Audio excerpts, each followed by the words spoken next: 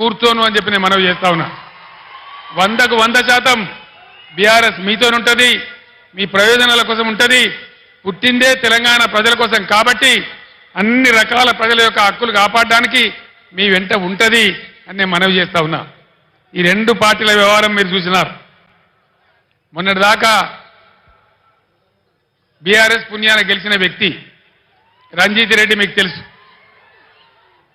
ఏం తక్కువ చేసినాం రంజిత్ రెడ్డికి?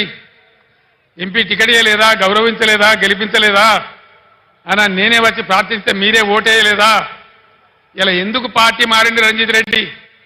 దేనికోసం మారిండు? ఆయన మన పొద్దుతిరుగుడు పువ్వా? అధికారం ఎటువంటి ఆడు తిరుగుతాడా? దయచేసి ఆలోచన చేయాలి. ఈ ఇద్దరు వ్యక్తులు కూడా ఎవరికి తెలిసిన వాళ్ళు కాదు. బీజేపీ తరఫున నిలబడ్డాయినా కానీ ఇలా కాంగ్రెస్కి వెళ్ళి వచ్చాడైనా కానీ ఏ కారణం మీద పోయిండు రంజిత్ రెడ్డి? ఎందుకు పోయిండు? ఎందుకు పోయిండండి? అధికారం కోసమా, పదవుల కోసమా, పైరవీల కోసమా?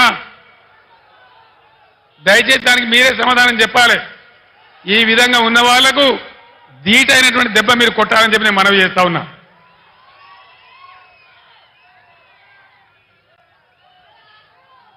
కాంగ్రెస్ పార్టీ చెప్పింది అన్ని పంటలు కొంటాం, ప్రతి పంట